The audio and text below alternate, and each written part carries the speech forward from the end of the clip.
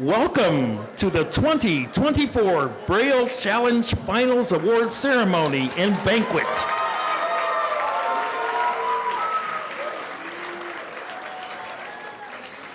Let me take a moment to describe the room. There are 240 guests here this evening and even more online through our live stream. You entered the ballroom through a gold balloon arch, spelling out the words Braille Challenge. We are in a large ballroom with large chandeliers hanging from the ceiling. There are 24 round tables with 10 brown chivalry chairs at each. The tables are draped in a white underlay lined with a sandalwood overlay, and at each seat is a red napkin that has a fan fold. On every table is the evening's program with information about our Teacher of the Year, alumni, speakers, and finalists. The tables have a centerpiece made of mixed white flowers in a glass vase. Each table also has pom-poms for you to amplify your cheers throughout the ceremony. Feel free to test out your pom-poms now.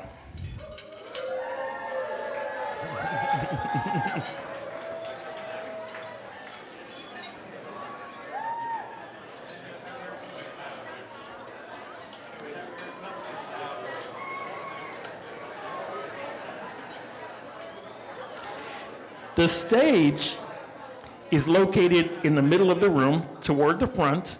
The podium is stage right and features the Braille Challenge logo on the front. At the front of the room, there are also video projectors and 3 large video screens at the left, center, and right of the stage. There are several white spotlights hanging above us, and there are green, orange, blue, and purple spotlights beaming on the walls throughout the ballroom. Behind the stage is a gold backdrop curtain. Lastly, to the right of the entrance is an open area. Let's make sure to use that space for dancing. After the award ceremony, join us for dancing and music. Now, are you all ready to get this evening started?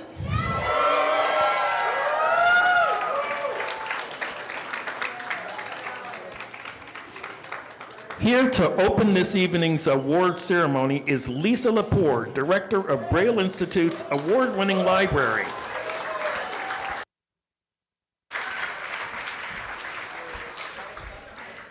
Hello, good evening, families, honored guests, staff, and Braille Challenge fans, both in person and online. And a most special welcome and good evening to all of our finalists.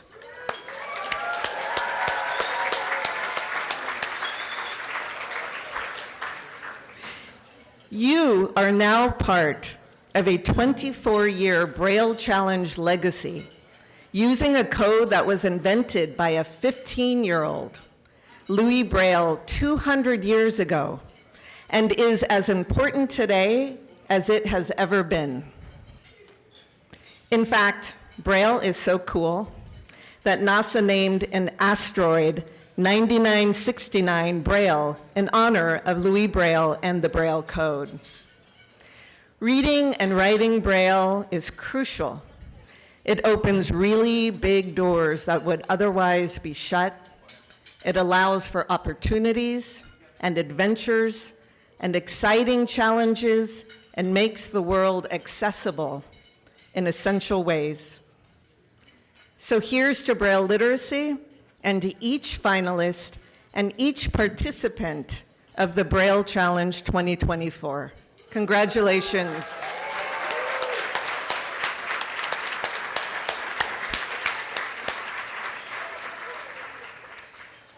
We are happy to be back at USC this year for finals.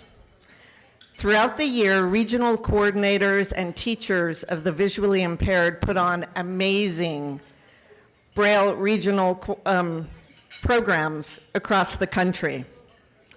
Make some noise if you attended a regional this year.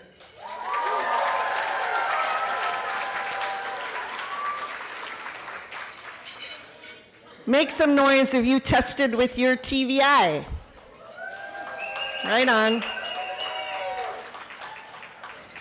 It's been a pleasure for the Braille Challenge team to work with over 80 coordinators and TVIs this year. You all have contributed to furthering Braille literacy in this unique way, and we thank you. We also thank all the parents and families. We couldn't have done this without you.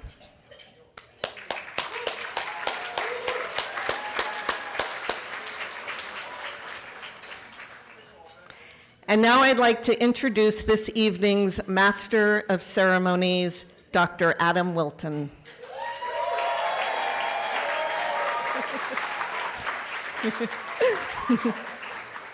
Adam Wilton is the program manager of the Provincial Resource Center for the Visually Impaired in Vancouver, British Columbia, Canada. Vancouver might just be the best city ever. Near the top. Yeah. Near the top. Yeah. He's been a teacher for 17 years, working first as a teacher of students with visual impairments and as an orientation and mobility specialist, and currently as an administrator. Adam is very proud to be the regional coordinator of the British Columbia Regional Braille Challenge, going on its 12th year. Right on.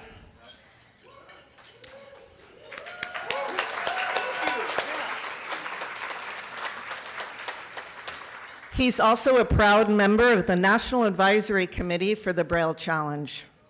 At home, Adam lives with his partner, 2 cats, and many, many, many plants. Please join me in welcoming Dr. Adam Wilton.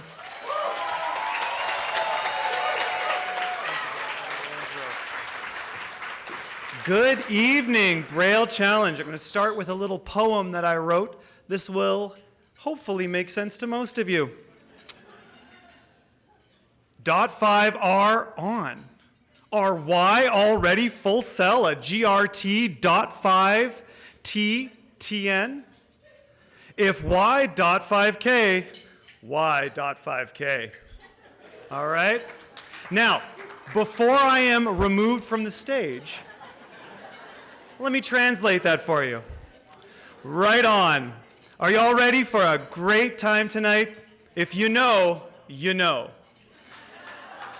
All right, good. Okay, yeah, let's get into it. Let us get into it. So, as was mentioned, thank you, Lisa, from before, I am from Canada, so I bring you all greetings from America's hat. And on that note, I will tell you that I have a self-imposed limit of 3 corny Canadian jokes tonight. And that was the first. So hold on for the other 2, because they're doozies. All right. One thing I was asked to mention, now I notice everyone's enjoying their dinner, which is fantastic. If you haven't already, there is a little ticket if you have a special meal, vegan, vegetarian, or a kid's meal. So if you haven't already done that, grab that out of that little envelope you got at registration and put it out loud and proud in front of you.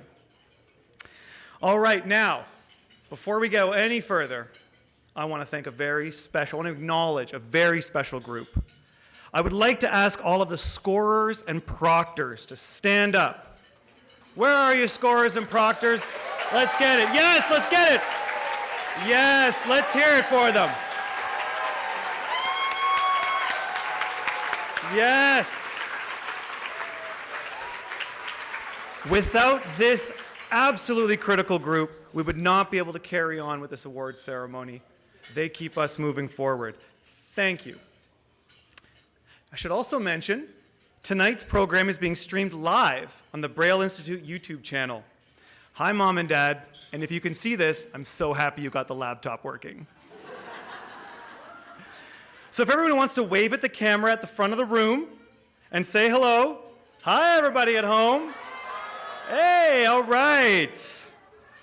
This evening, gang, we have got a program for you. This evening, we'll hear from Braille Challenge alum, Cricket Beidelman.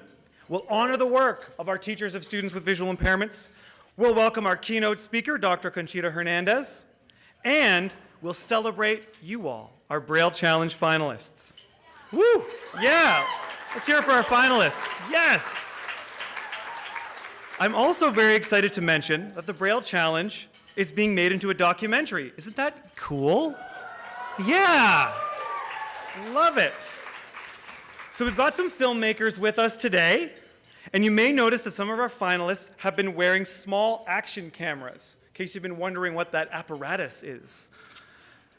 These students are participating in the documentary and collaborating as filmmakers, which is a great example of inclusive design. We love that. So, everybody be cool, be yourselves, and who knows, you may end up in the documentary. Now, it gives me great pleasure to invite to the podium Braille Institute CEO, Jim Kales, to say a few words.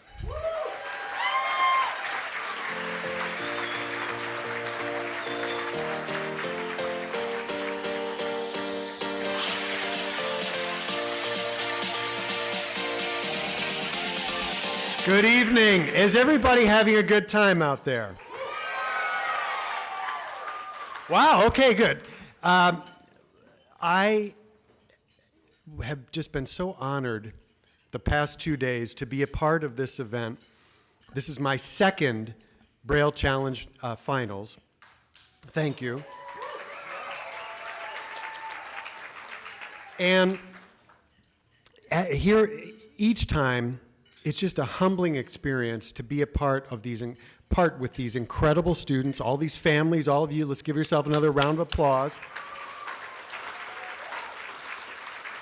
But Adam, thank you for mentioning all the volunteers and the folks that are involved, the scoring, proctoring, so many people running scores back and forth. And if you think about it, so we have scores of Braille Challenge regionals across the United States, Canada, the United Kingdom, and now this year our first one in Australia. So to think about it, people will say to me, Jim, we're so amazed that Braille Institute puts on Braille Challenge here for 24 years. And I say, we put it on. It's Adam and all of us and teachers and organizations serving the blind and families and volunteers and so many others now across the world. This really is a global team. So give yourselves all a big round of applause. We're celebrating 24 big years with Braille Challenge. Isn't that amazing? Yes. As we go into our 25th year, we're excited to dream even bigger. I spent yesterday with so many folks who are organizing Braille Challenges across different regions, and I got so excited, brainstorming.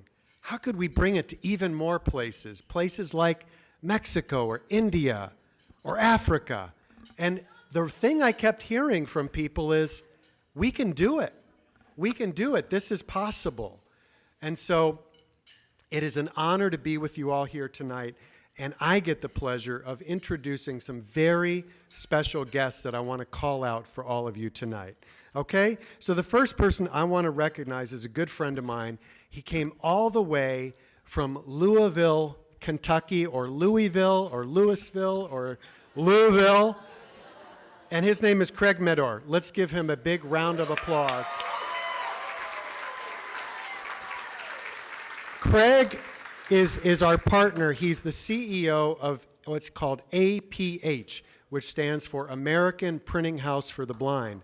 And they are the group making sure kids across the United States who are blind or visually impaired get their right to get the books and the educational tools that they need to succeed. So if you are out there and you're a child who's benefited or a family who's benefited, you have benefited from APH, from all their incredible services. Let's give them a big round of applause.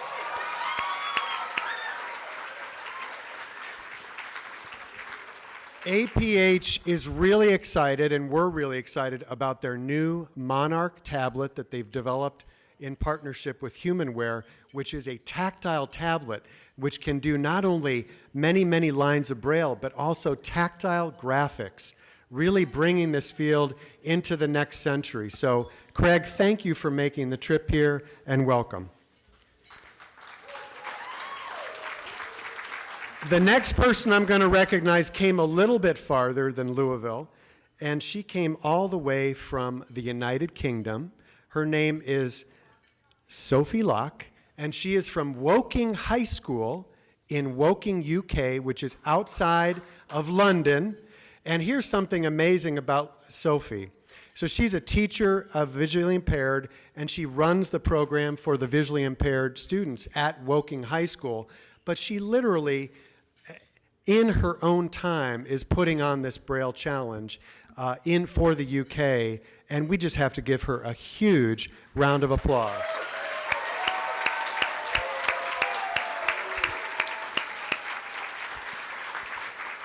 And we are absolutely committed to helping Sophie to grow the Braille Challenge across the United Kingdom, and we're very excited about that. And we have our first challenge finalist here this year, two from Woking, UK. So isn't that incredible? So our first, thank you. Now the next person I'm going to recognize came a little bit farther even than Sophie. He came all the way from Adelaide, Australia, and his name is Damien Peps. Let's give him a big round of applause.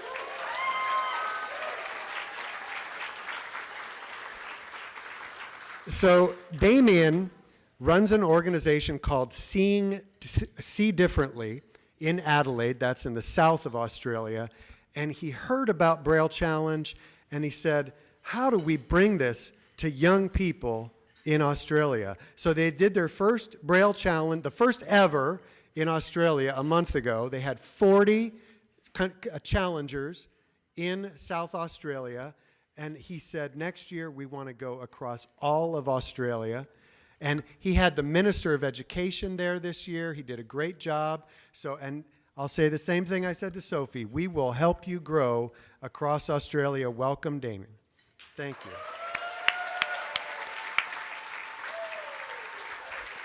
Now, last night, we had a really special dinner here on the beautiful campus of USC at a restaurant called the Morton Fig, and we did award winners who are really pushing the boundaries and helping to make sure children with visual impairments are fully included. And these are organizations that are really making our whole world more accessible.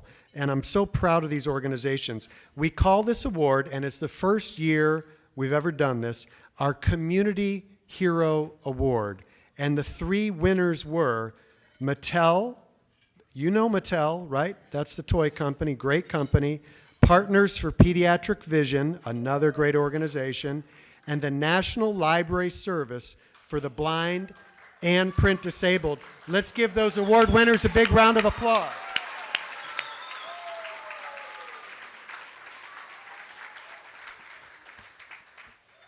To put on the Braille Challenge for 24 years was such a visionary thing, and I want to recognize a group of very special individuals that were the visionaries that created Braille Challenge, had the ideas, but also the wisdom to fund this. You know, we don't charge anything for Braille Challenge. It's free, and we love that. And it took an investment and some courage and some risk-taking from the board of directors of the Braille Institute of America. So I want to recognize the board members that are here tonight. I'm going to start, and if you could stand and wave to the group here when I name your name. Let's start with our wonderful board chair, Jim Rhodes. Jim, come on, stand up. Michael Corley. Michael Corley, please stand up. John Nuanis, please stand up. George Thomas. George, please stand up. Don Winfrey. Where's Don? And Diane Wilkinson.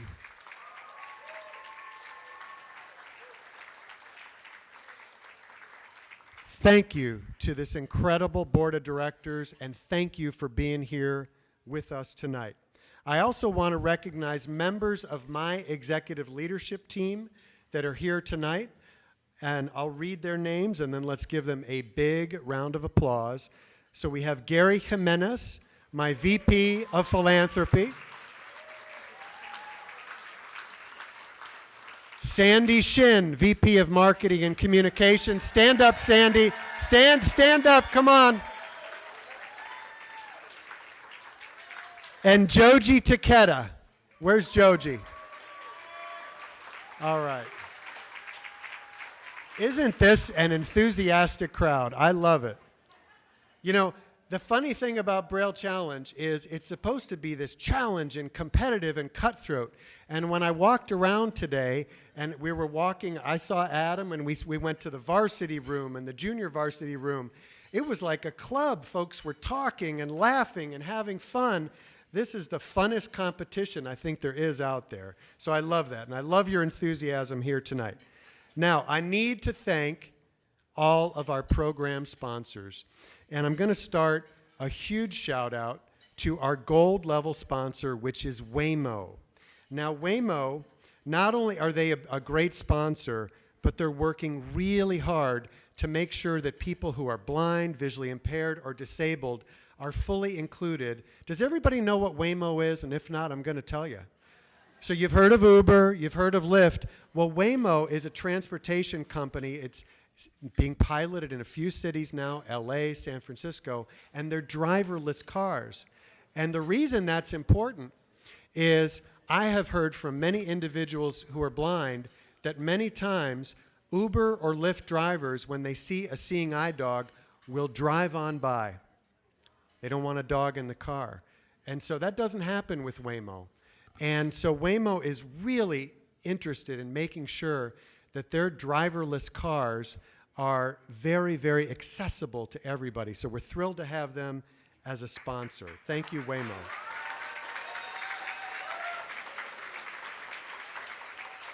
So our silver level sponsors, we're thrilled to have this year two great sponsors. Let's give them a round of applause. City National Bank and the Life Flight Education Foundation. Thank you both.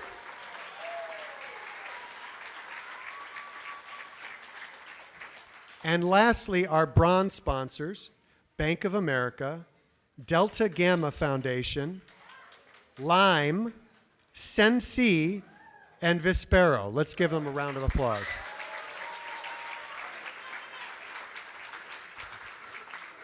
There's also in your program and on the screen a number of other sponsors who have provided wonderful in-kind support, donation of technology items, as well as individual donations, and we're thankful for each and every donor and sponsor. Let's give them all a round of applause.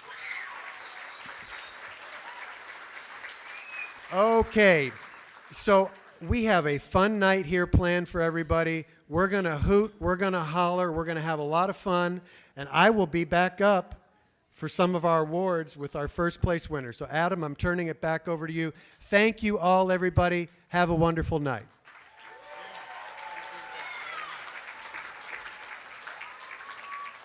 All right. So thank you so much, Jim, for bringing us those inspirational recognitions and also for your incredible leadership.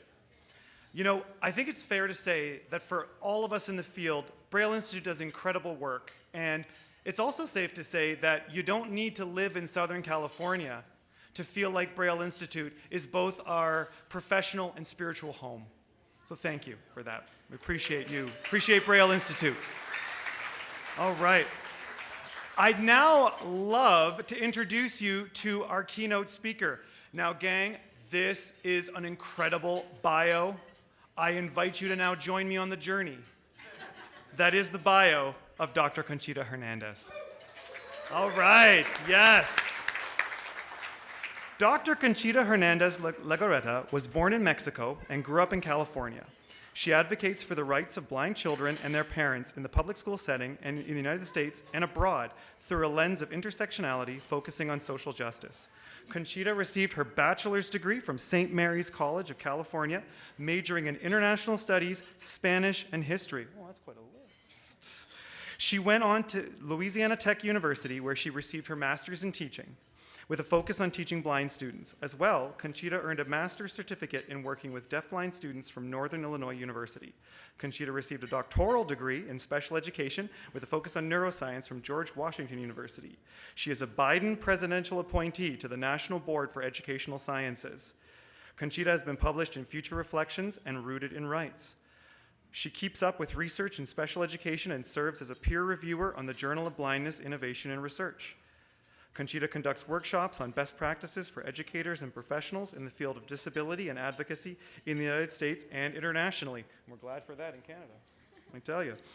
Conchita is the founder and chair of METAS, Mentoring, Engaging, and Teaching All Students, a nonprofit organization that trains educators in Latin America that work with blind, low-vision students, including those with additional disabilities, as well as Spanish-speaking families in the United States. In this role, she engages with lawmakers in policy discussions around people with disabilities and inclusion. Conchita is also the co-founder of the National Coalition of Latinx with Disabilities that seeks to amplify the voices of disabled Latinx in the disability rights movement. She strives to be a voice for change for educators, professionals, and advocates to make full conclusion a reality for people with disabilities in Latin America and the United States. All right, I'm taking a breath right now. And I'm going to say, everyone, let's show some love to Dr. Conchita Hernandez. Yes. The Mike Spelling Award is right here. Oh, perfect. Thank you so much, Adam. It's an honor to be here. And before I share some words, I'd like to give out an award, actually the Spelling Award. So if your name is called up as a winner, please stand, and an orientation and mobility specialist will be your guide to the stage. Are we ready for the Spelling Award? All right, when I've called your name, please make your way up to the stage so we can get a picture together as well. All right, I'm sure you're all anxious to know who the winner is. This award is for the one finalist in the apprentice or freshman categories with the top score in the spelling contest of the competition. Spelling is key, so even if you are not the winner, be sure to keep practicing. The 2024 Excellence in Spelling Award goes to Louisa Schmidt-Eisenor.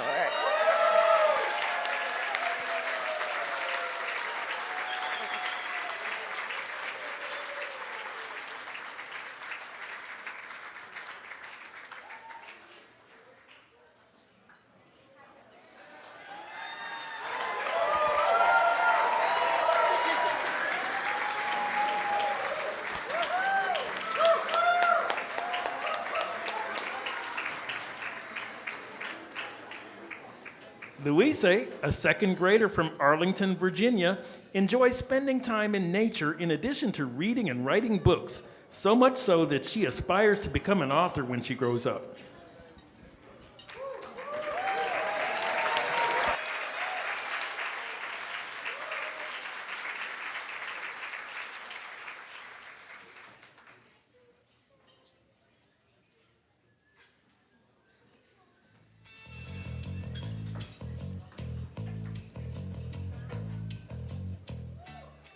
Congratulations again. Let's give her the award. Yes.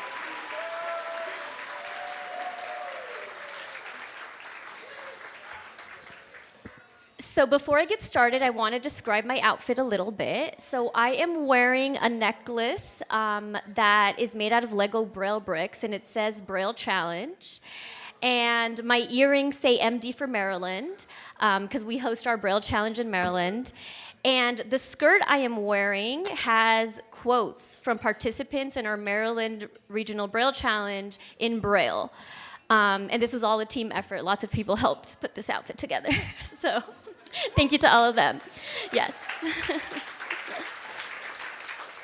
Is there a way we can turn down that light a little bit, please?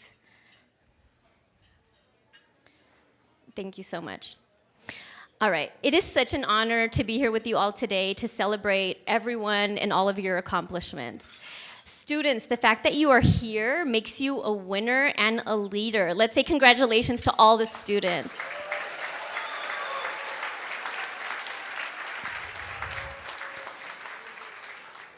We often hear that it takes a village to raise children, and I would say that is absolutely true for blind kids in particular. So you heard a little bit about myself. I grew up in Northern California. My parents immigrated here from Mexico and did not speak English. And so they did not know how to advocate for me. And since IDEA and all special education does not exist in most everywhere else, they didn't know what I had a right to. So I had a TVI that I saw about once a year.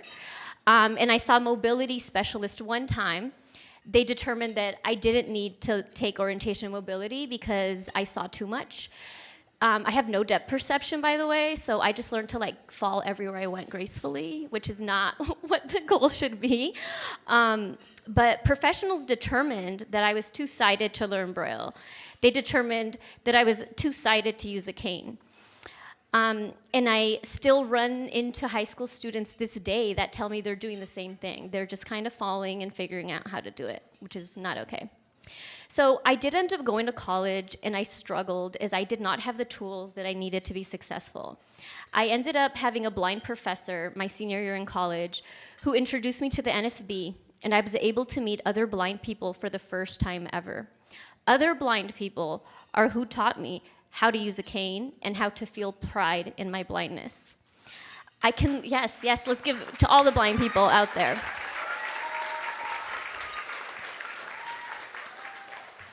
So I can list off accomplishments of myself, such as being a Biden presidential appointee and getting my doctorate and all of those things.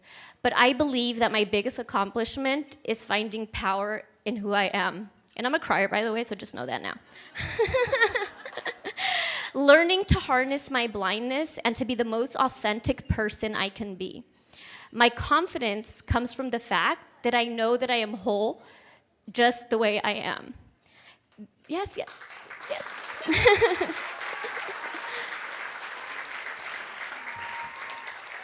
This did not come to me all at once, especially since we live in such an ableist society where we are made to believe that we are broken and that Braille is somehow less than print and that using a white cane is somehow a sign of weakness. I had to learn it the hard way. I believed what other people said about blindness being a bad thing. I had so much anxiety going into a new space, meeting new people, trying something new for the first time, as I didn't know how to explain my blindness to people. And I was embarrassed because of my blindness. I have spoken to so many students who share the same experience of having anxiety with these situations. And all of that changed when I met other blind people that were confident and unapologetic about who they were. An example that I use to explain this is my ethnicity. So I'm Mexican, and I'm very proud of where I come from and my culture. However, the media often portrays Mexicans in a very negative light. However, in spite of what society says, I know that those things are not true, and I continue to live authentically, knowing who I am. Thank you, yes.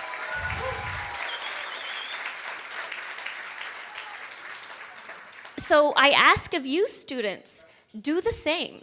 Know that you are whole, that you are exactly who you are meant to be, and show the world all of the amazing things you can do.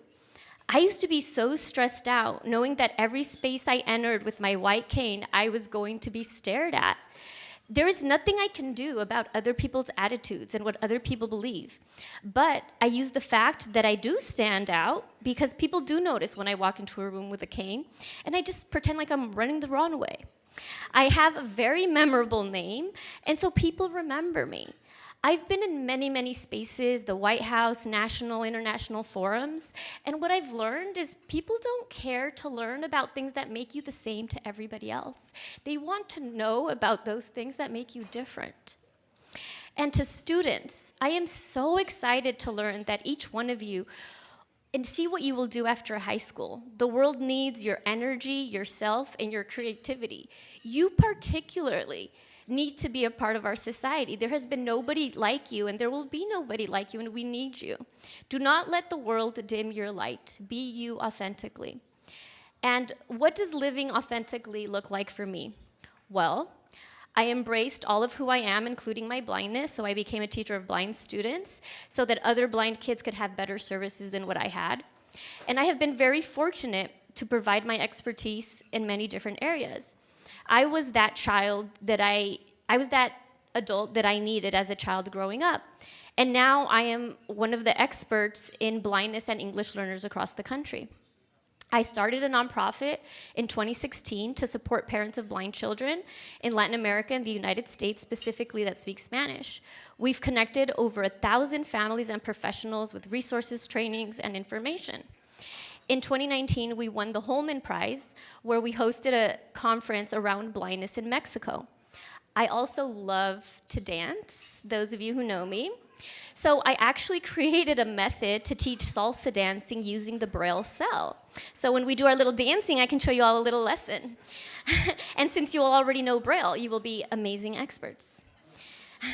To parents. Parents, you are the most important person in your child's village. I know this path for parents has not been easy. I just want to say congratulations to you. Let's give a hand to all our parents.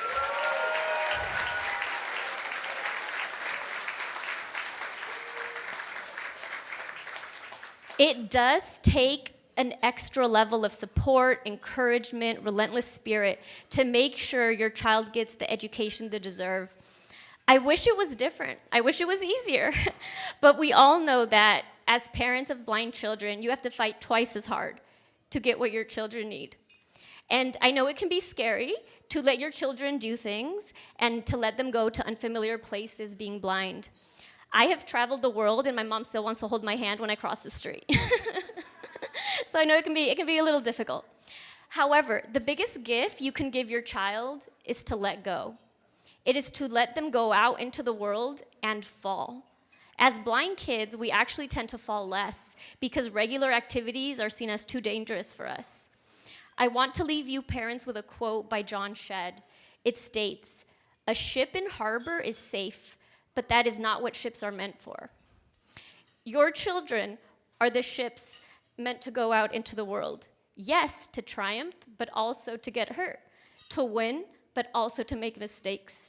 They need your support to help them set sail, not to cut their wings. Be conscious of how much you are verbally guiding them as opposed to physically putting your hands on them and guiding them. By letting your children go, you help them become the authentic adults they are meant to be. I want to say a couple words specifically to our Spanish-speaking families. Okay, so this is the part where I'm going to cry. All right. Padres de nuestras familias de estudiantes hispanohablantes, felicidades en todos los logros de sus estudiantes. Sigan esforzándose para apoyar a sus hijos y aprender sobre el sistema educativo en este país. Recuerden que ustedes como padres tienen un derecho legal a todo lo que se encuentra en el IEP de sus hijos.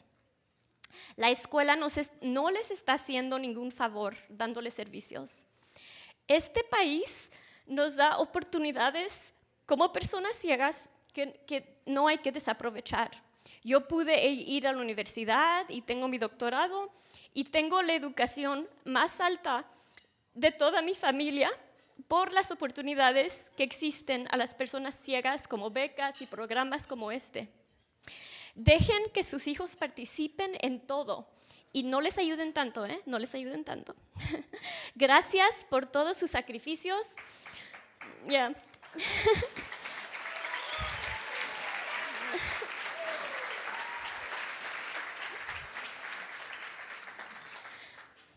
Yo también soy inmigrante, entonces yo sé los sacrificios que son muchos como familias inmigrantes. Sigan aprendiendo y conozcan a gente ciega adulta que puede ser ejemplos para sus hijos y también para ustedes. Sí se puede.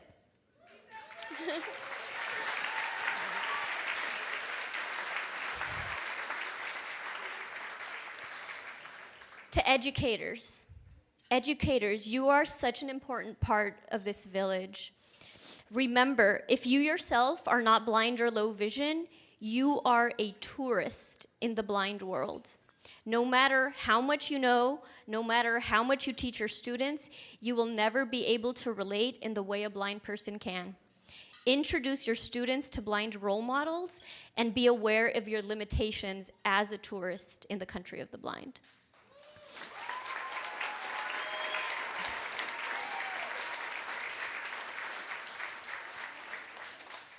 Representation really matters. I remember I used to think using a cane was such an uncool thing until I was at a convention and two guys walked by me. They were wearing baggy clothes and they were wearing do-rags. And I remember texting my sister and telling her, oh my gosh, you won't believe what I saw, because that didn't fit the image of what I thought of somebody using a cane was. No teacher, no professional could teach me what they did just by being who they were. I saw a cool person using a cane. Students need that blind community, and you as a teacher, as a professional, can be who introduces them to it. It takes all of us, students, parents, families, professionals, and the blind community, to all raise confident blind students who go out and change the world. Thank you so much.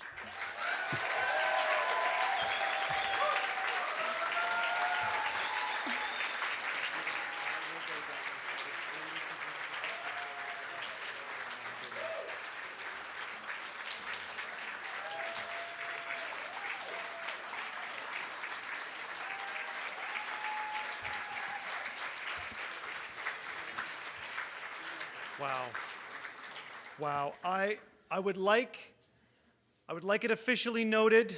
Note the date and time that Dr. Conchita Hernandez collectively rocked our worlds so profoundly. Thank you. Thank you, thank you. As you know, becoming a finalist, and Conchita, you framed this so beautifully, talking about the family. Becoming a finalist is not something you do on your own.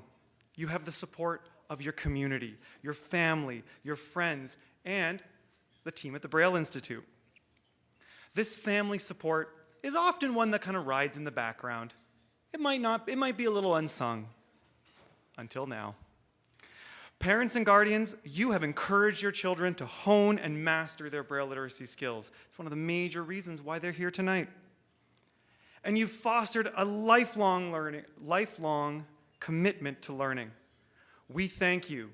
Now, students, participants, I would like you to please stand.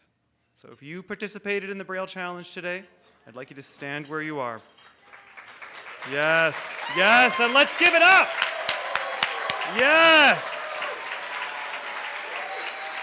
We are so proud of all of you. Every one of you. Yes. Now, I'd like you to stay standing, please. Hold on, hold on. Before the closing ceremony, parents and guardians, you received a special participation medal. Parents and guardians, please take this moment to place the medal over your child's head so we can give these incredible rock stars some huge love on this day. Yes!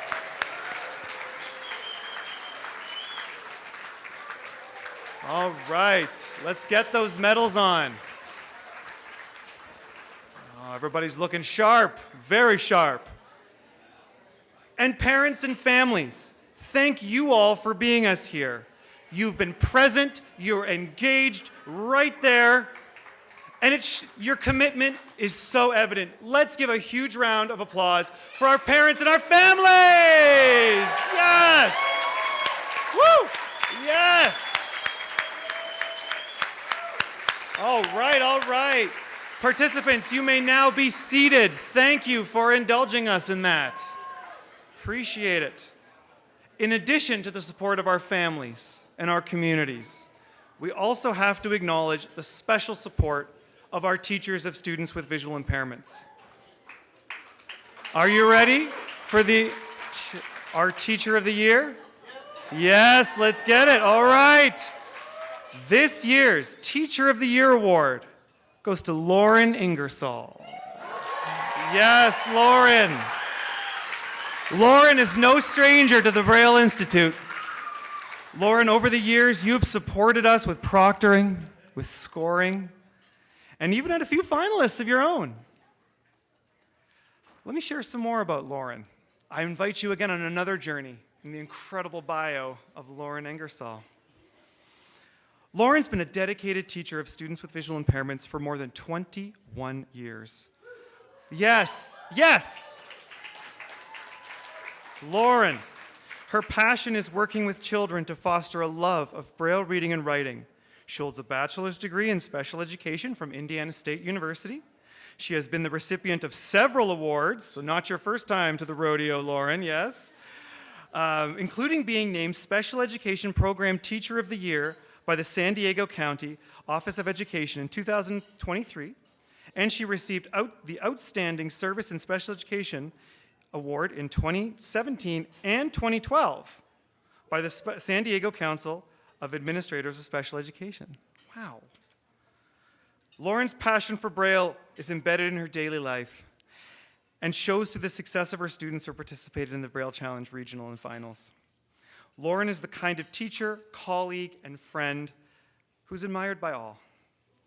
She is an advocate for students and their rights. She's a mentor to new teachers. She is a voice for families. Lauren loves watching her students begin to believe in themselves as learners. And Lauren, I know we've just met, but I know something about you. As a TVI, you can probably tell us the best dollar stores in San Diego, right?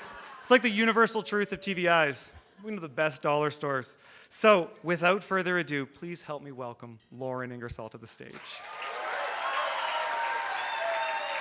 Lauren Ingersoll is Braille Institute's 2024 Teacher of the Year. My main goal as a teacher is to make sure that my students are going to be independent throughout school and throughout their lives. Some of these kids I'm working with for more than a decade, and it's incredible. They've truly become a part of my family. Sienna I've had since she was 3, and now she's in 3rd grade, and to see all that growth, it's just very rewarding. Lauren and her 3rd grade student, Sienna, work together as Sienna types on a Perkins Brailler. I like working with Miss I because she helps me with life skills, and I've known her for a long time, so it's easy for me to talk to her. We hear from Meryl, a teacher of the visually impaired and a colleague of Lauren's, as Lauren and Sienna talk and laugh together. I nominated her for this award. I have seen many excellent teachers of the visually impaired, excellent Braille teachers, and then there's Lauren. I mean, she just shines. You know, she just doesn't stop. It's not like, well, this is my job, and so this is what I do. She's always looking what she can do to make a child ready to move on. I have kids that are in high school now that she's seen, and I've watched the results of what she's given them.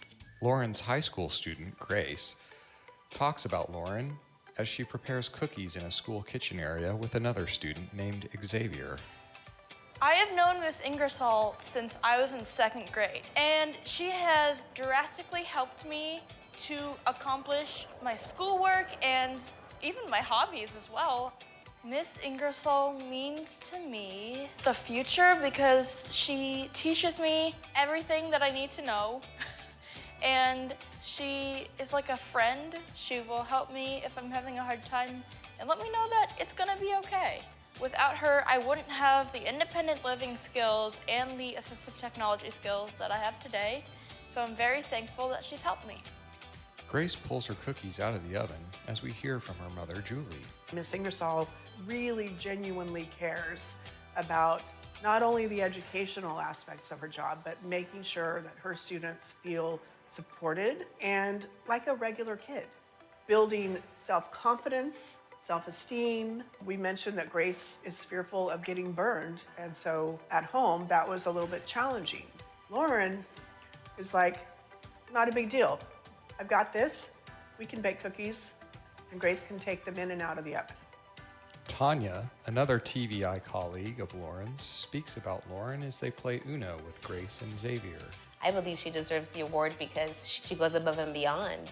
Lauren has always been available to help me out. Not only is she helpful, but she makes it fun to learn and to be better. So I consider myself a better VI teacher because I've been able to shadow her, observe her, and take all of her feedback into considerations. We now hear from Xavier as he works with Lauren on a Perkins Brailler. I lost my vision right when I turned 13. When I joined high school, that's when I started working with Miss Lauren. The first day when I walked into high school, I had to do a whole interview and meeting with her. The first day we sat down together and she started testing me to see what I know about Braille and about assistive technology. And right away, I felt that it was going to be really comfortable.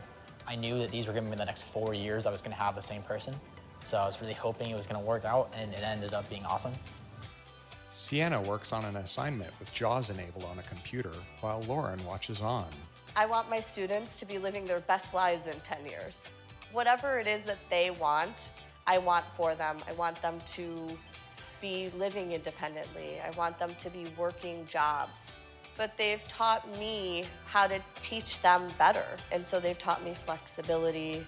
And sometimes they even teach me a better way to teach a skill that I'm trying to teach. I learn from them every single day. Every school I go to, every kid I work with, I'm constantly learning, even after 21 years.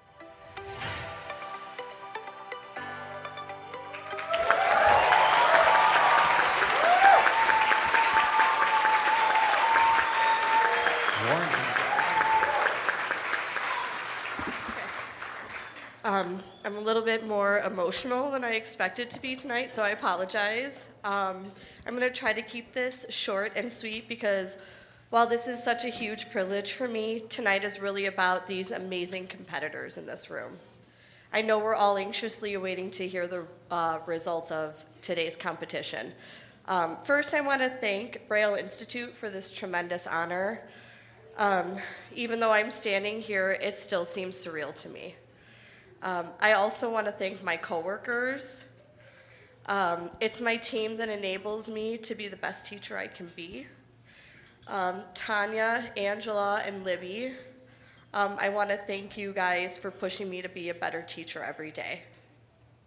I also want to thank all of my students and their families throughout these 21 years of teaching. To say that your impact on my life has been profound is an understatement. And finally, to my mom and Dennis, who I know are watching the live stream from Chicagoland, thank you for your unwavering support throughout the wild journey. I love you guys so much. We are all here tonight because we love Braille. I know there isn't a single person in this room that doesn't agree that Braille is literacy.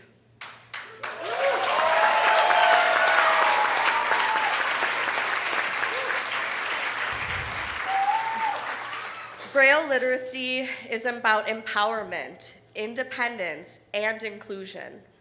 It's about ensuring that every individual, regardless of their level of vision, has the opportunity to learn, to work, and to fully participate in society.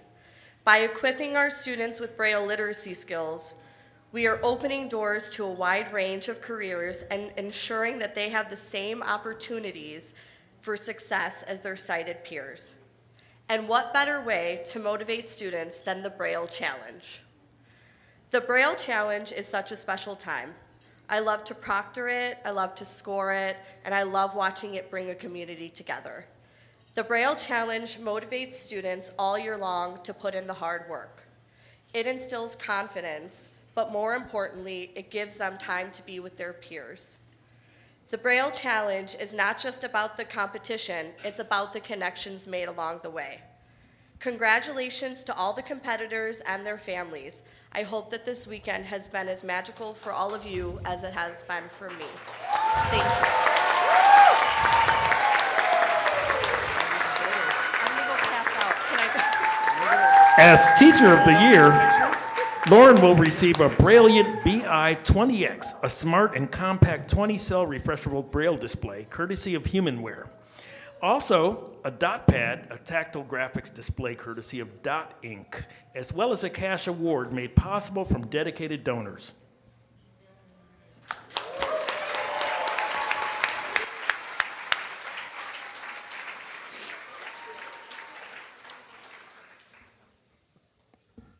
Everyone in the room, let's hear it again for Lauren. Yes.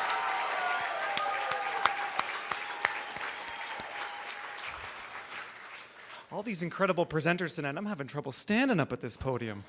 I need a stool at some point. All right, I promised you jokes. I've got another one for you. You heard about the dinosaur they recently discovered in Canada? Yeah, it was a Tyrannosaurus Rex. All right. And on that auspicious note, we are going to move over to some student awards. All right, yes. Now, some notes before we do so. Participants, some notes.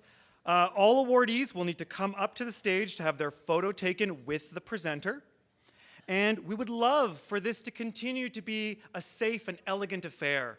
And so please come up, please don't forget to bring up your mobility aid of choice when you come along. I'd love to next invite Monique Coleman, President at Vistas Education Partners in New Jersey and Regional Coordinator for the New Jersey Regional Braille Challenge. Monique! Here she is, yes! Amazing. Monique will be presenting us with the award for the excellence in reading comprehension. Welcome, Monique. Thank you, Adam. Thank you. I must say, I am a TBI of 24 years, a regional coordinator of New Jersey Braille Challenge for 5 years, and this is my first time at the Braille Challenge Finals! So it is a thrill to be here with all of you all, celebrating literacy. To the finalists, keep brailing, keep reading. It'll take you wonderful places that you cannot even imagine. So it is my pleasure, the envelope here, to announce this year's recipient of the Excellence in Reading Comprehension Award. The award goes to, can I get some foot stomping? Brooke Petro!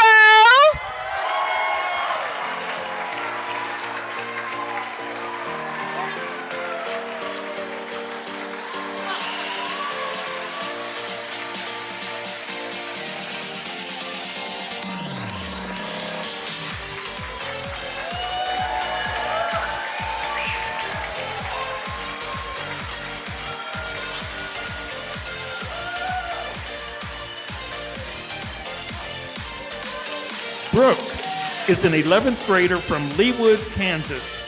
She's excited to be back in LA to see all of her friends again. Brooke enjoys singing in her school choir and trying new restaurants.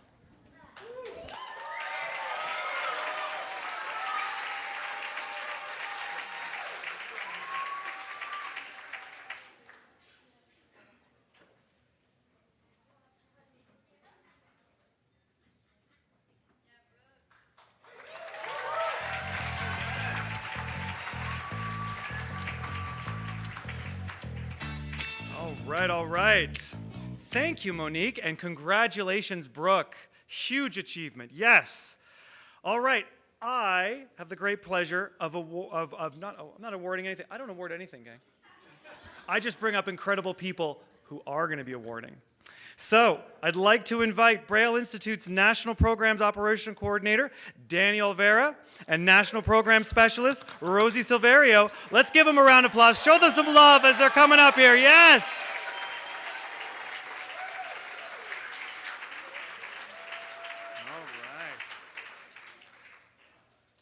Here they come, and more shiny envelopes. Here we go.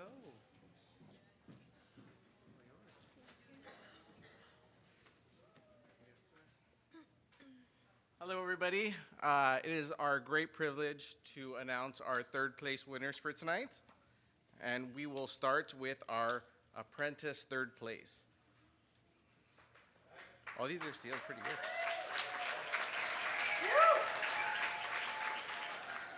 So our apprentice third place winner is Jane Gachot.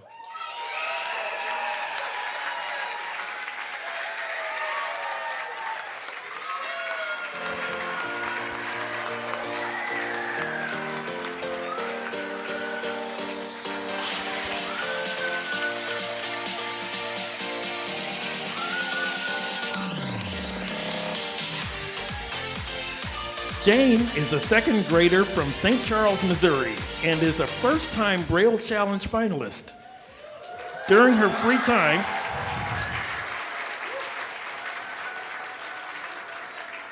free time, she enjoys playing blind hockey with the St. Louis Blues Blind Hockey Club, and she enjoys swimming and is always happy to beat her parents at Uno.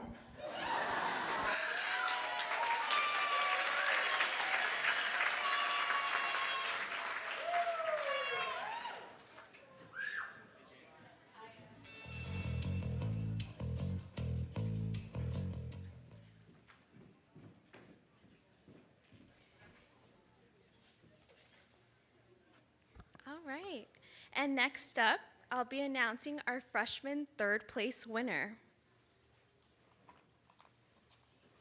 Third place for the freshman category, Adeline Cum.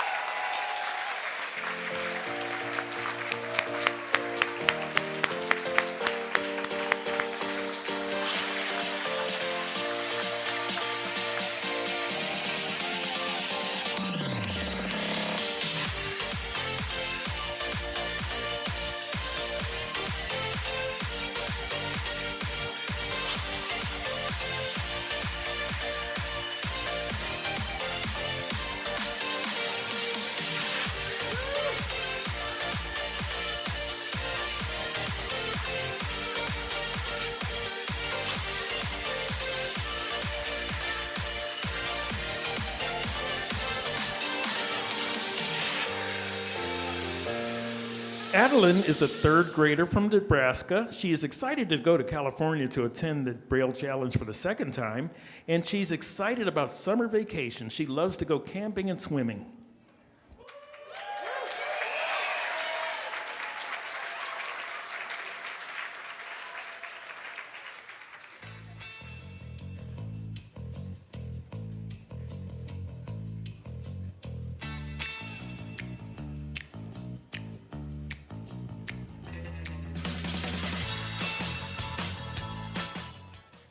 And we're going to move along here. We're going to go to sophomore third place.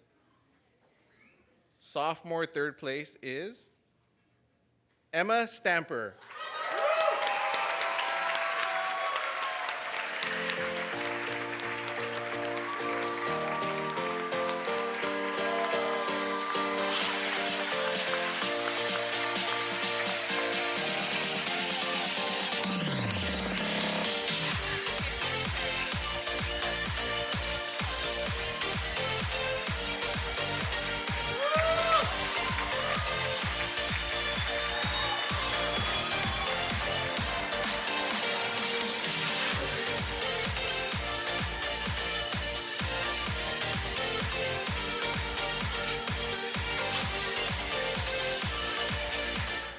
Emma is a sixth grader from Indiana. She is part of the band at her elementary school. This is Emma's fifth time competing at the Braille Challenge finals, and her favorite part of getting to see all of her friends that she's made over the years. Emma is actively involved in her 4-H club and Girl Scouts.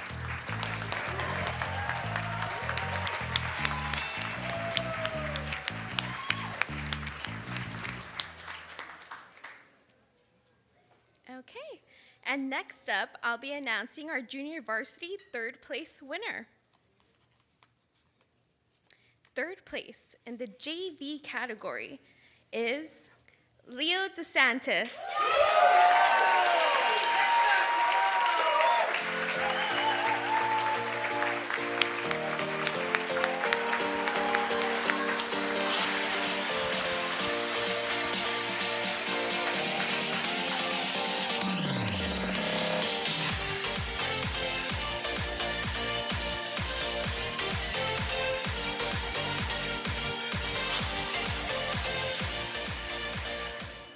Leo, a seventh grader from Austin, Texas, is very excited to be a finalist in the Braille Challenge for the fourth time. He is a huge fan of Taylor Swift and has recruited his entire family to be Swifties, too.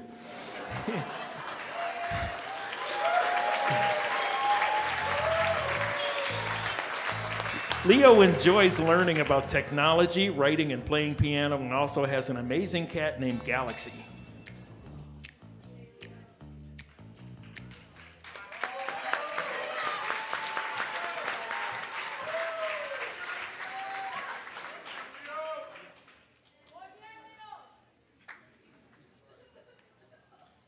And now moving on to our varsity third place.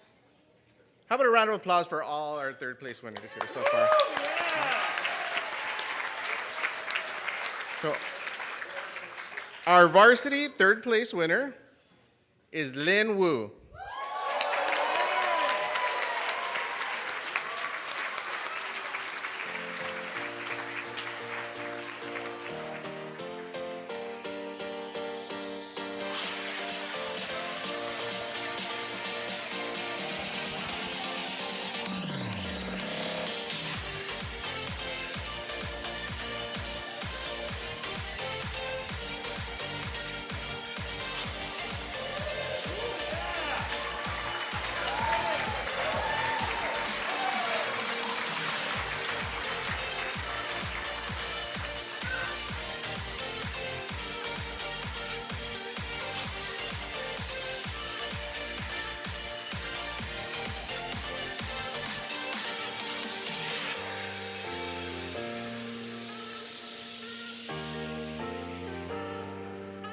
Lynn, a 12th grader from California, is excited to bring her guide dog, Busby, to her 5th Braille Challenge finals.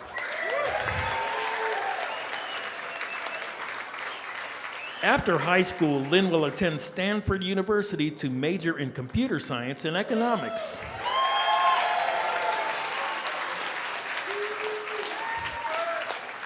Lynn loves hanging out with friends, playing piano, and trying new things.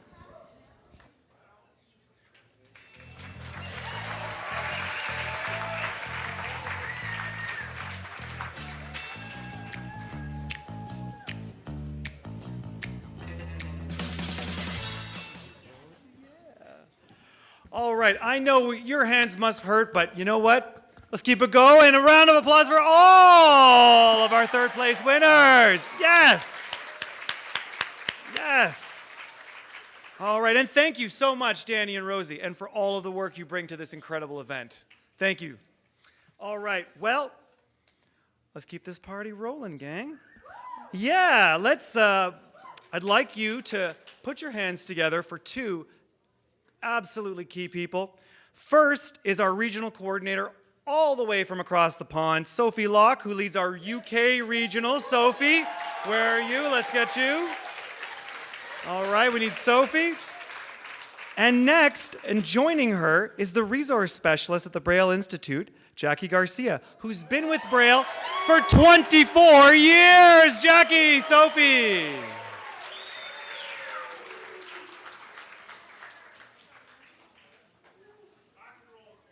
Yeah. All right.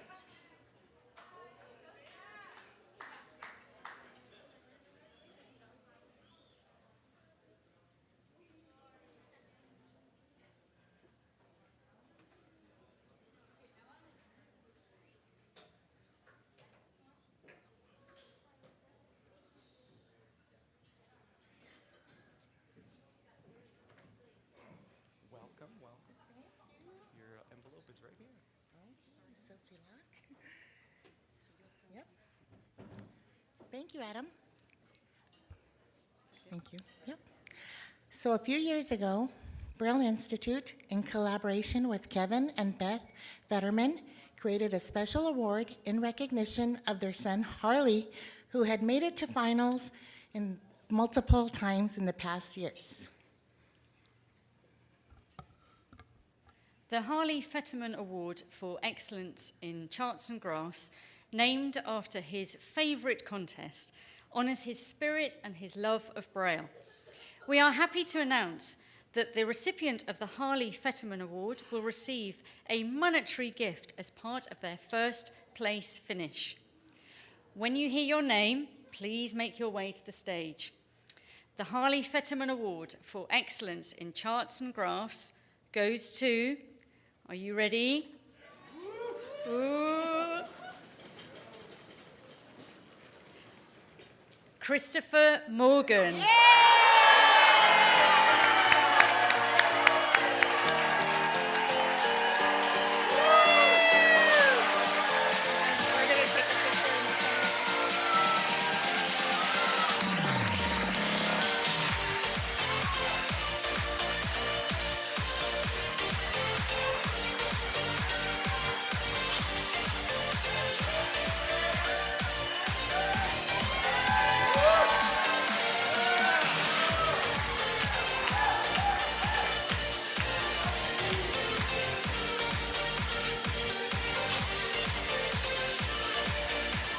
Christopher, a 16-year-old from Douglasville, Georgia, is an accomplished musician who participates in 2 nationally recognized piano organizations. In 2023, he earned a spot on the USA Youth Boys National Goalball team. Moving forward, Christopher's dream is to represent the USA in the Paralympics playing goalball.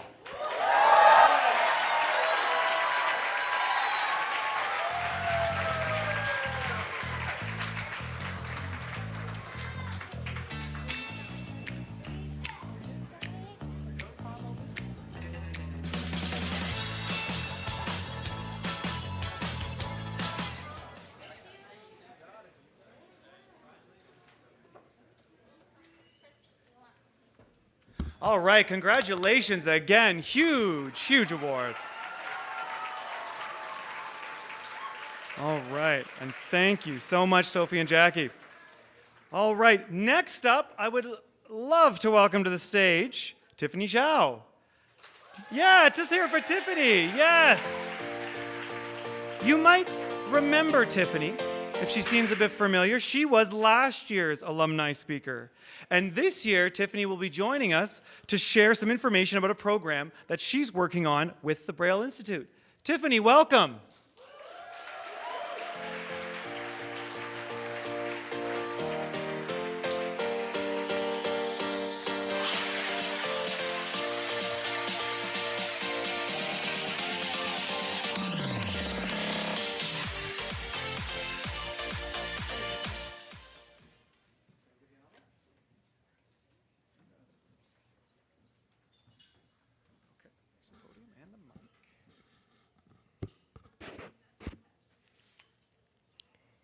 All right, good evening, 2024 Braille Challenge friends and participants.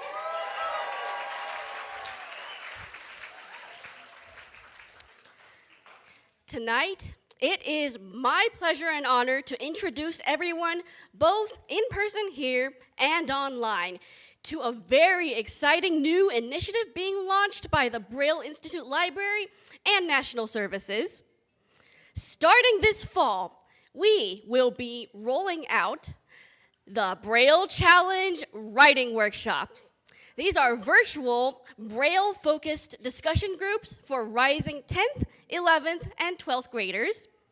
There are 2 concurrent programs, each featuring sessions led by savvy grad students from UC Irvine and Antioch University. For our aspiring authors here, we have a creative writing workshop where you'll get to plunge into the fine art of poetry, polish your prose, and even sample some screenwriting. And for people who are more interested in the ins and outs of college prep and hardcore advocacy, we've got the academic writing workshop, where you'll learn how Braille can help you discover your own unique voice. These programs are a great way for students to build friendships and establish peer networks with fellow Braille readers. They'll also pick up new ways of integrating everybody's favorite 6-dot system into daily life. Oh yes, and a very special note to Braille Challenge contestants in particular. If you think your Braille skills slay now, just wait till you get one of these programs under your belt.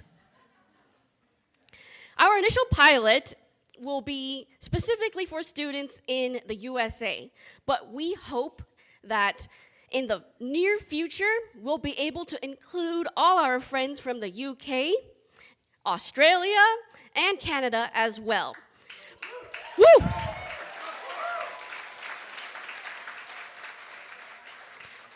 Please stay tuned for further information on the Braille Challenge writing workshops.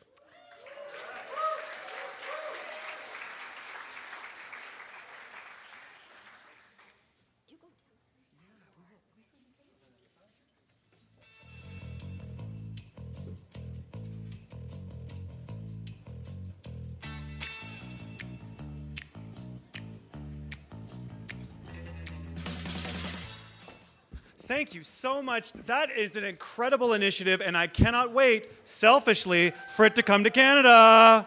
Woo! Thank you, Tiffany. All right, it is my great pleasure and honor to introduce our alumni speaker, Cricket Biddleman. Woo! Cricket! Cricket Biddleman is a proud disability advocate who currently works as an accessibility program manager with the U.S. Department of the Interior. She has also worked with the National Federation of the Blind, the largest advocacy organization of blind Americans, which advances the lives and rights of all blind people. She received a degree in communications from Stanford University, where she also studied journalism. Currently, her work involves monitoring and implementing federal programs, processes, and procurements to ensure compliance with Section 508 of the Rehabilitation Act. In her free time, she enjoys reading, playing piano, and engaging in legislative and academic advocacy efforts. Wow. Free time. Woo! Please join me in welcoming Cricket.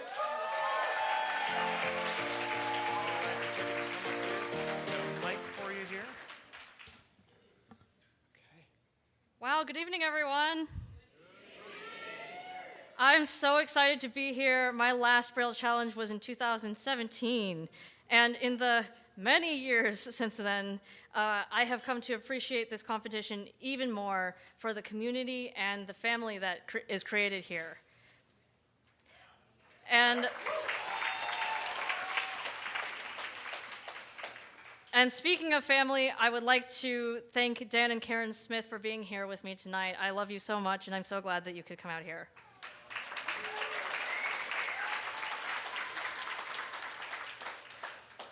So I just want to acknowledge that I have my speech here in Braille. I wrote it on a Perkins Brailler with lots of advocacy, but significantly less speed. Because we all know that Braille never goes out of style.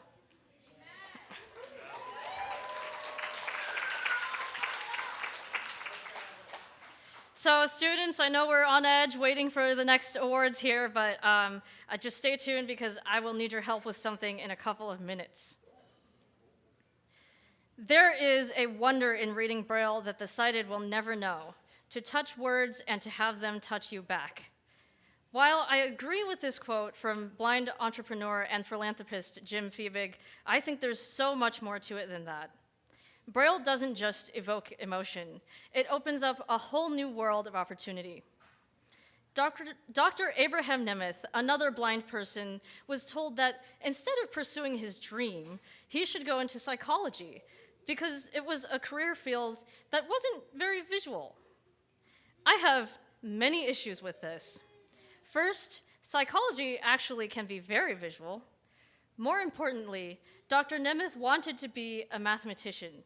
Others said he couldn't do it because blind people can't do math.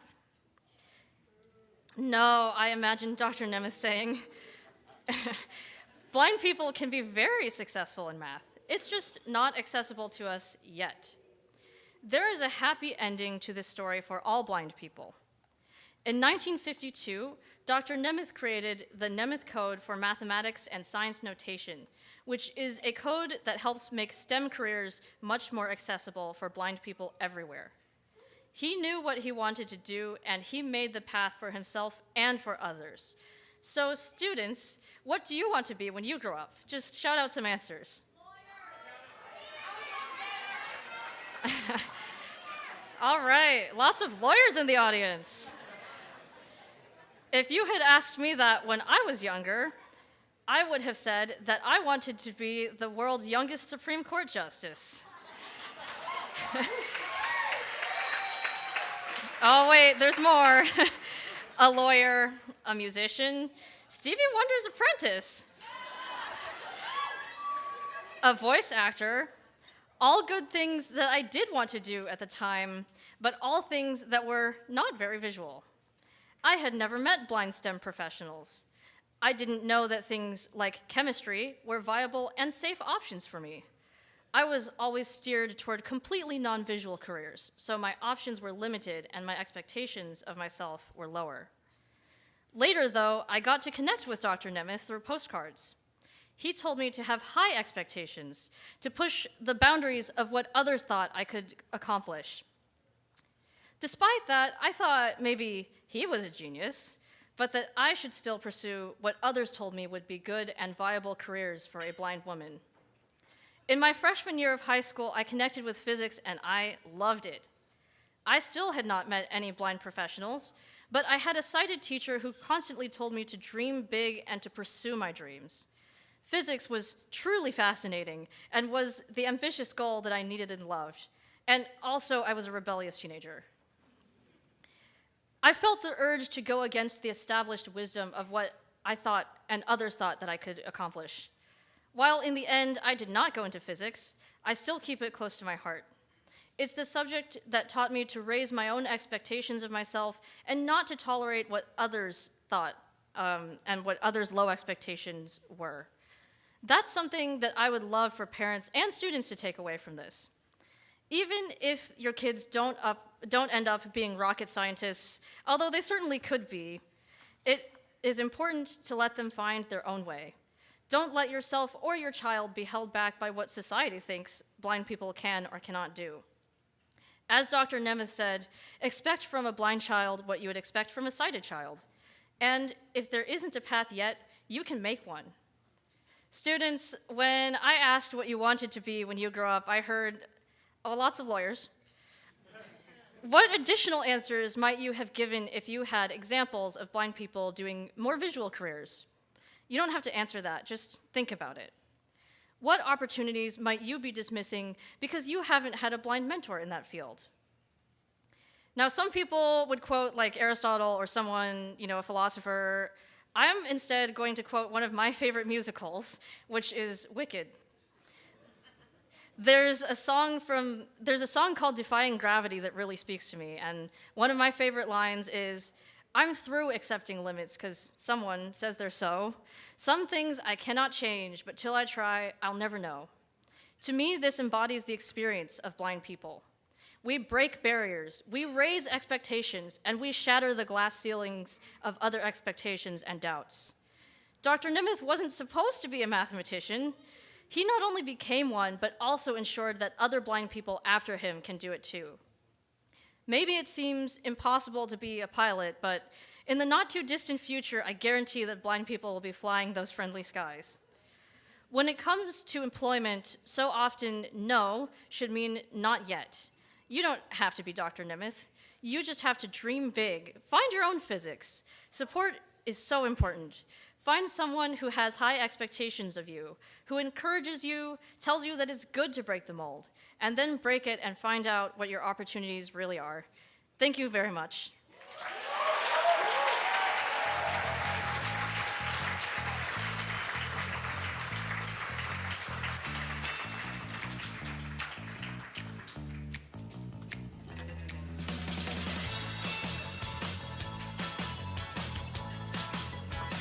Thank you so much, Cricket. I think if we were giving out an award for most quotable things to put on a t-shirt, you would win, hands down.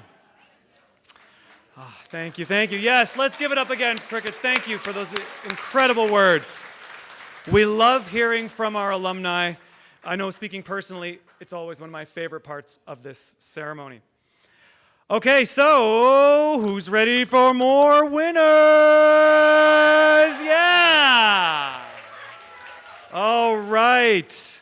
So now we're going to get into the second place award recipients, and I'd love to invite two very special people, National Youth Programs Manager Madeline Hernandez and Vanessa Avalos, National Program Specialist, to announce the second place awards.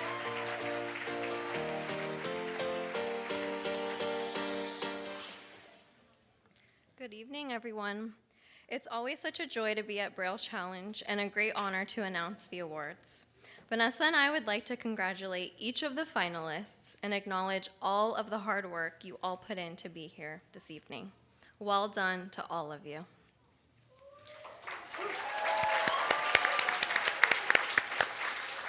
I'd also like to recognize Braille Institute's National Programs team. This team handles everything from embossing the contest, to collaborating with dozens of regionals across the globe, to thinking through every detail of finals weekend. It's easy pouring in hours of work to programs that we all love so much, and even better when you do it alongside such dedicated, hardworking, and genuine people.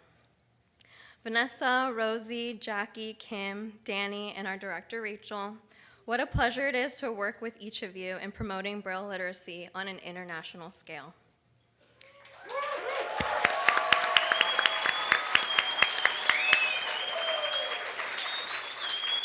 Thank you for being such a tremendous team. And on that note, let's jump into our awards. Starting with our apprentice category, our second place awardee is Haley Barber.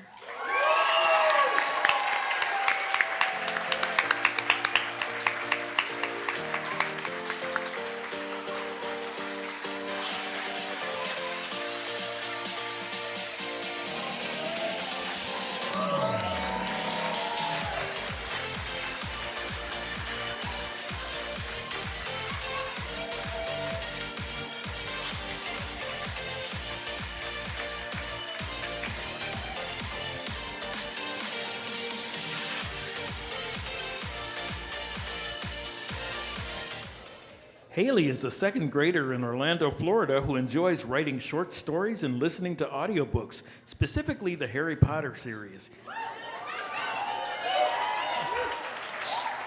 She also enjoys riding her easy roller and spending time with her sister. This summer, Haley is looking forward to attending camps where she can explore art, theater, and more.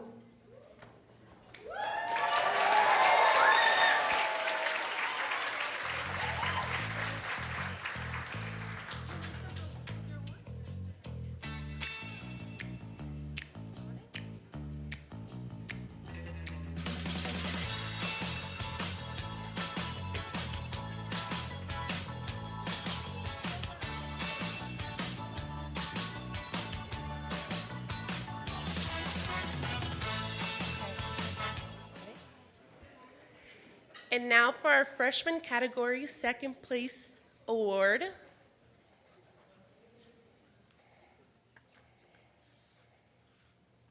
Isaiah Gauthier.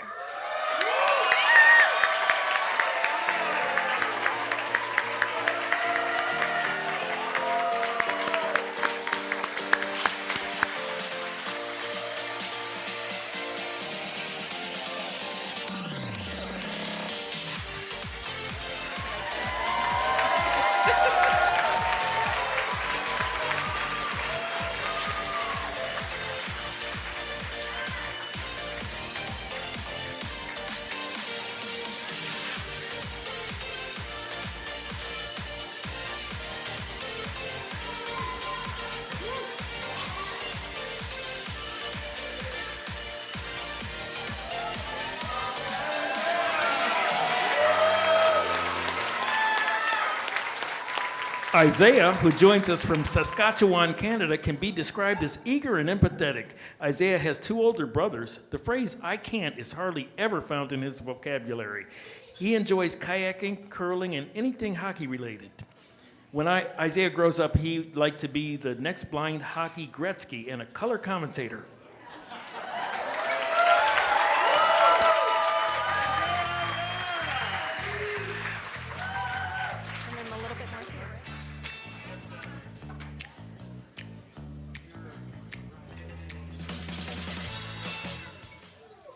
Moving on to our sophomore category, the second place award goes to Reese Blum.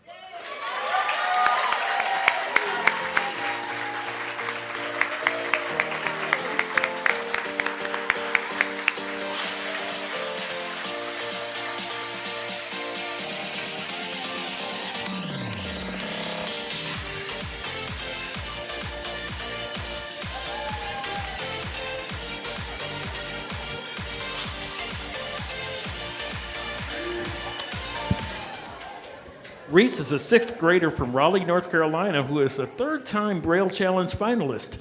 She loves to swim, read, and play games, and enjoys singing in her choir. Reese is enthusiastic about meeting other blind and low-vision kids her age at the Braille Challenge this year.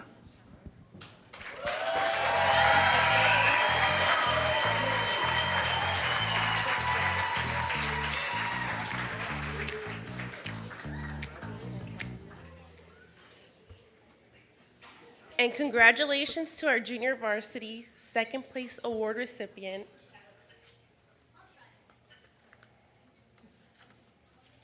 Kaylin Kuffel.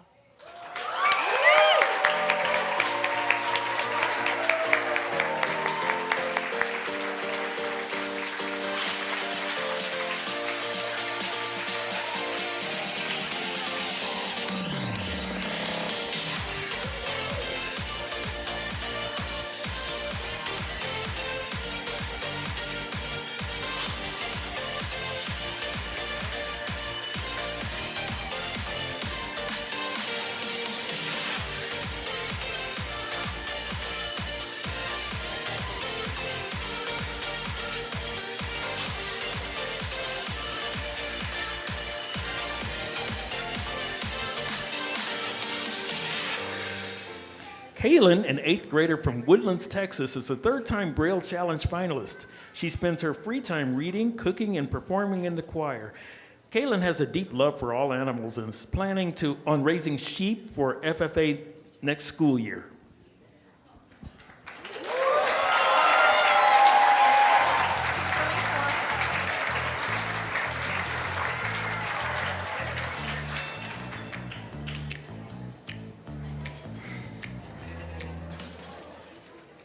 last but not least, for second place, we have varsity. And our award goes to Brooke Petro.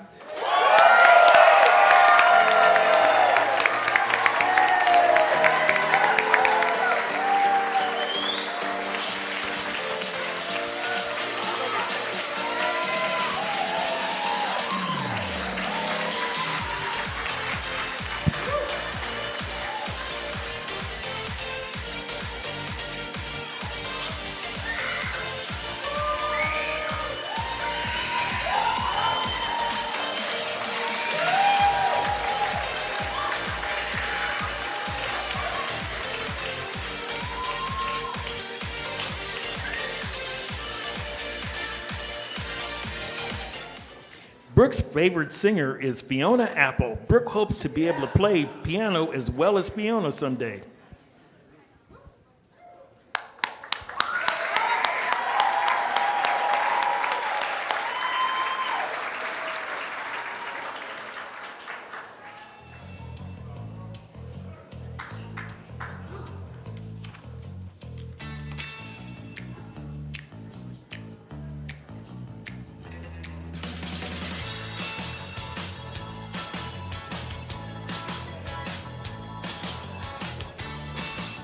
All right, let's give it up for all of our second place finalists. Woo, yeah.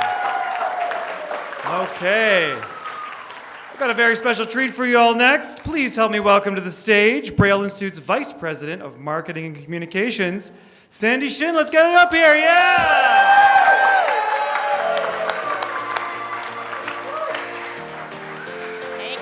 Thank you, Adam. All right, so we actually have a new element we've added to tonight's program. It's a game, and I need everyone in this room and online your participation. It's a game called Battle of the Contest. So, this is for all of our finalists in the audience, and here's how the game works. I'm going to name 2 of Braille Challenge contests, and you tell me which one of the 2 is your favorite. By clapping, cheering, shaking your pom-poms, or writing it in the chat. So here we go. Let's begin. First up, let's battle it up between 2 contests that require light, fast fingers and precision. We have spelling versus speed and accuracy. So if spelling is your favorite contest, let's hear you cheer. Spelling! Okay. If speed and accuracy is your favorite, make some noise.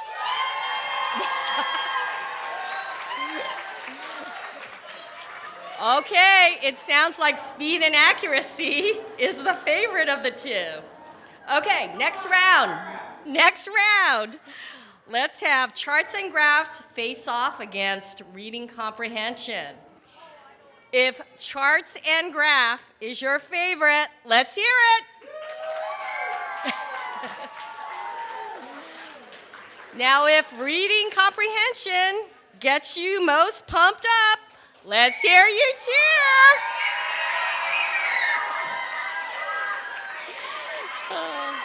Wow, you guys are enthusiastic. Okay, so it sounds like reading comprehension is our favorite between those 2.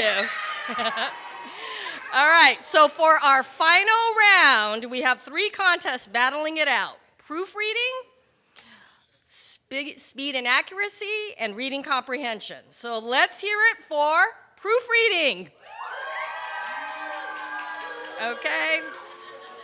Now, let's hear it for speed and accuracy. And who's cheering for reading comprehension?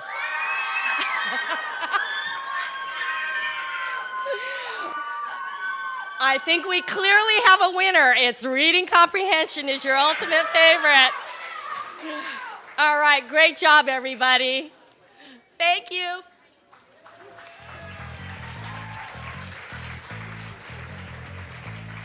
I gotta say, I hope we bring that lap back next year. That was a lot of fun. Thank you, Sandy. Woo! All right. So we are coming to the big moment that you've all been waiting for. Please help me welcome back Braille Institute CEO Jim Kales and alumna speaker and past varsity winner Cricket Beidelman back to the stage to announce our first place awards.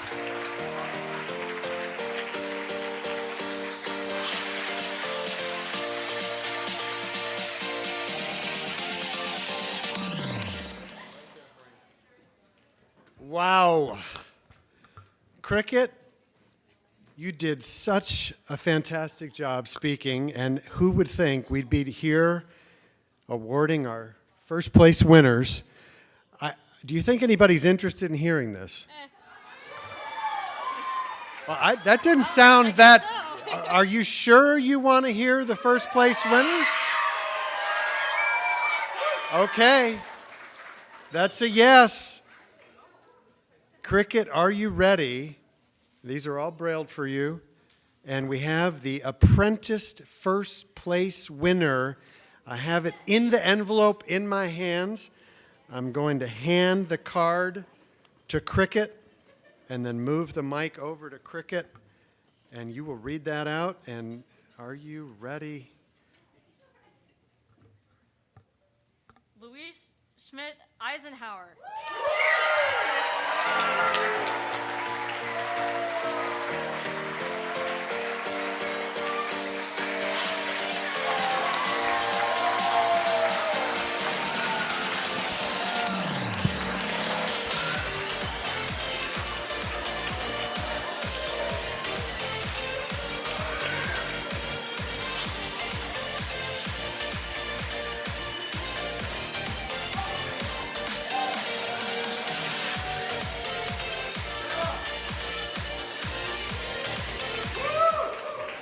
Some of Louise's hobbies include singing in the choir and listening to Taylor Swift. I think I said that already.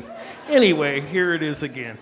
She also, another fun fact is that she also speaks German.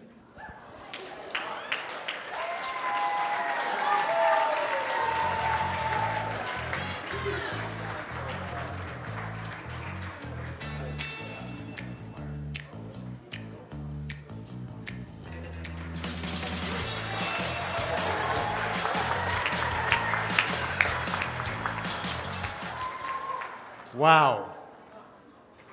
All right. We've got a few more. You're still interested in hearing these? Okay. I just want to make sure. Freshman, you are, okay, thank you. I just wanted to make sure. Freshman first place. Wow. Thank you. The suspense is building. Are you ready, Cricket? Let's do this. And let's do it.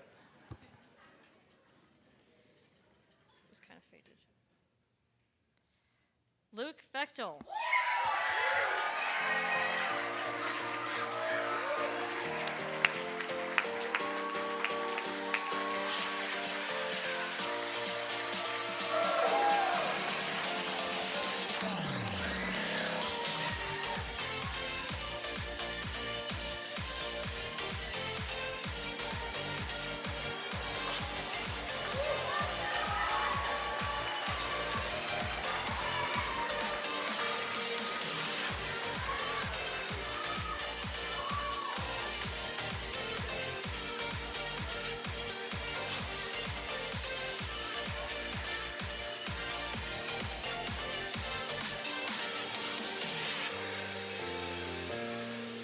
Luke is an active and friendly fourth grader from Charlotte, North Carolina.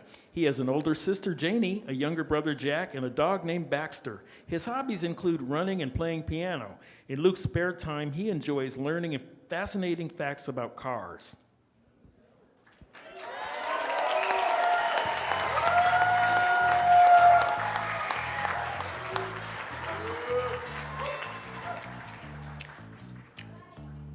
Okay, sophomore first place.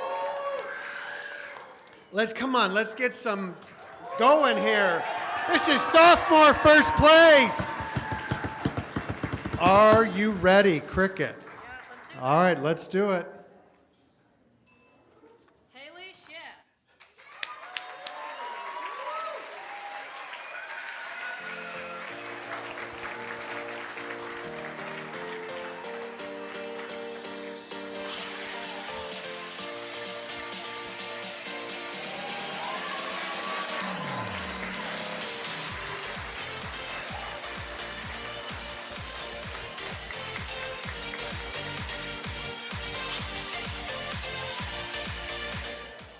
Haley is from the United Kingdom and is excited to be attending Braille Challenge Finals for the first time. She loves classical music and has been playing piano since she was 4 years old and violin since she was 8 years old. Haley loves singing and reading, and her favorite author is Jane Austen.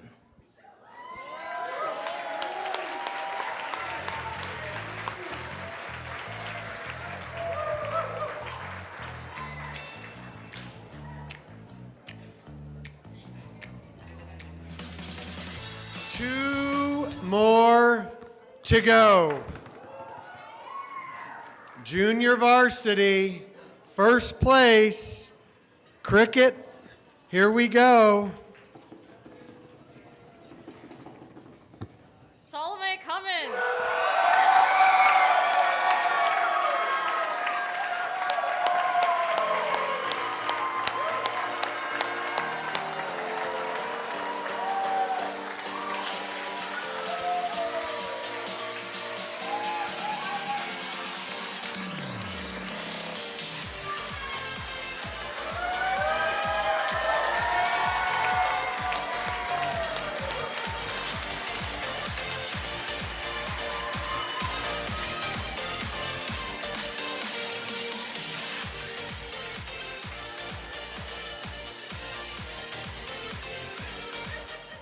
Salome is a 7th grader from Missouri who loves the Braille Challenge. She was born in the Republic of Georgia and is currently working hard to learn Georgian and Spanish. She enjoys reading, writing, and singing. Salome will have soon visited 48 states in 8 countries.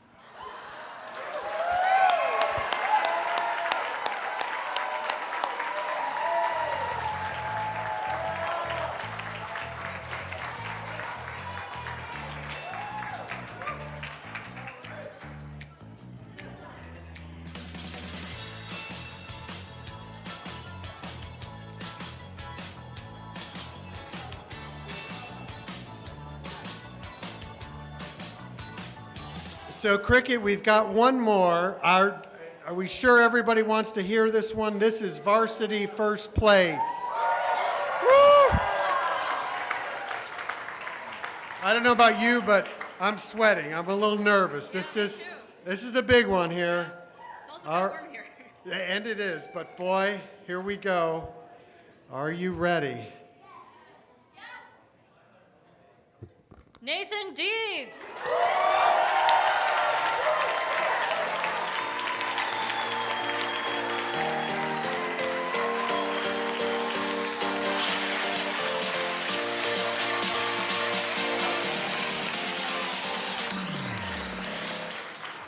Nathan is a 12th grader from Williamsburg, Iowa. During his free time, he enjoys singing, reading, traveling, and watching sports, especially the NHL and NASCAR. Next fall, Nathan will attend Creighton University, where he plans to major in accounting.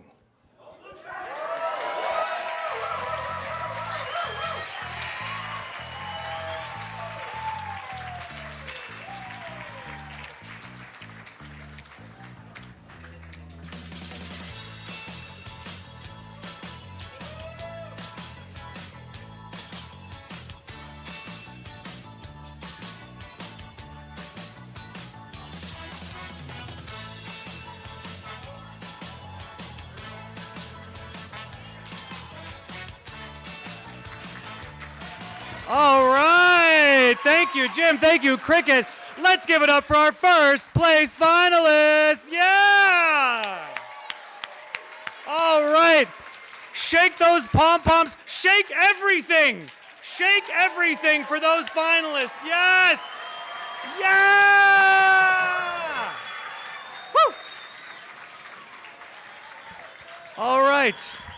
Now, I promised you 3 jokes. I have delivered 2.